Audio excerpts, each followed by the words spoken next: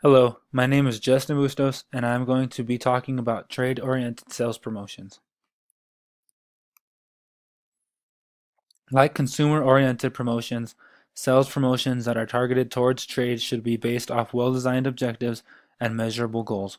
Also, marketers should take into consideration that they are trying to what they are trying to accomplish. Some objectives for trade-oriented sales promotions are to obtain distribution for new products, maintain trade support for established brands, encourage retailers to display established brands, and build retail inventory. Trade-oriented promotion is based mostly on wholesalers and retailers and wants to focus everything on how they market your brand. There are a variety of ways to use trade-oriented sales promotions. Some of the types of trade-oriented sales promotions are contests and incentives, trade allowances, displays and points of purchase materials, sales training programs, trade shows, and cooperative advertising.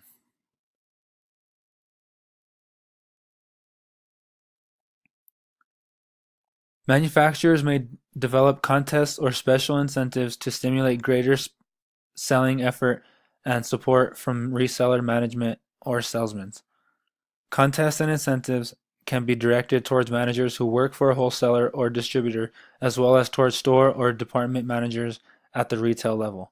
Manufacturers often sponsor contests for resellers and use prizes such as trips or valuable merchandise as rewards for meeting quotas or other goals. The salespeople are important in the distribution chain because they are likely to be very familiar with the market and other competitors and frequently in touch with consumers. It only makes sense to offer out incentives for people so that they may sell more of your product. Product or program sales awards are tied to the selling of products, so they might offer things like selling a specific number of cases or units to get an incentive. New account placements awards are tied to the number of accounts opened. Merchandising efforts awards are tied to placing display racks or counter displays. Trade allowances are probably the most common trade promotion. A trade show is a discount or deal offered. A trade allowance is a discount or deal offered to retailers or wholesalers to encourage them to stock, promote, or display the manufacturer's products. Types of allowances are buying allowances, promotional allowances, and slotting allowances.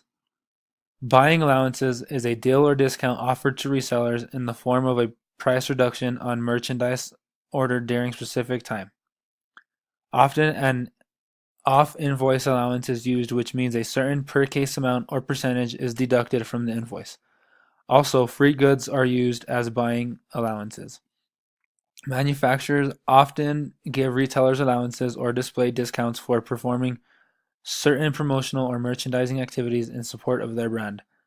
These merchandising allowances can be given for providing special displays away from the product's regular shelf position, running in-store promotional programs, or including the product in an ad. Slotting allowances are fees retailers charge for providing a slot or position to accommodate the new product. Retailers justify these fees by pointing out the cost associated with taking in so many new products each year, redesigning shelf space, entering the product into their computer system, finding warehouse space, and informing their employees about the new products. Slotting fees can range from a few $100s to $50,000 or more, depending on the product and company. Next time you walk into a retail store, notice the various materials used to display products. Points of purchase displays are an important tool because they can help a manufacturer obtain more effective in-store selling of products. Companies in the US spend more than $19 billion a year on points of purchase materials.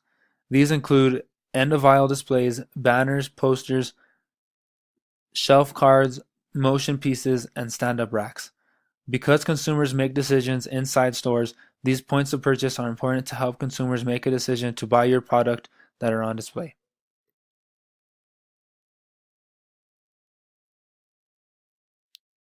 Another form of manufacturer-sponsored promotions are sales training programs.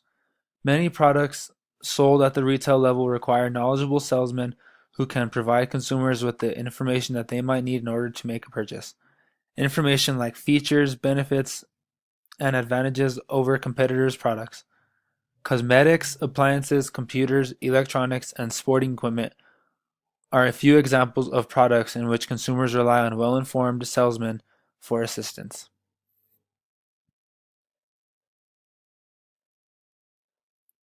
Trade shows are forums where manufacturers can display their products to current as well as possible buyers. More than 100 million people attend nearly 15,000 trade shows each year in the US and Canada, and the number of exhibiting companies exceeds 1.3 million businesses. They also allow you to interact with customers and get feedback on their thoughts. They are often attended by important management personnel from large retail stores. One example of a trade show would be Apple's trade show about the new release of the iPhone and their iOS. Thousands of people attend as well as watch the show online every single year. This gives Apple a chance to display their new products, inform consumers about the changes and additions to their product, and gather information or even place orders.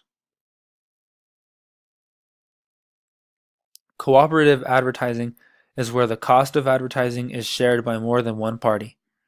There are three different types of cooperative advertising. Horizontal cooperative advertising is advertising sponsored in common by a group or retailers providing products or services to a market. For example, automobile dealers who are located near one another often allocate some of their advertising budgets to a cooperative advertising fund. Ingredient-sponsored cooperative advertising is sponsored by raw materials. Its objective is to help establish end products that include a company's material.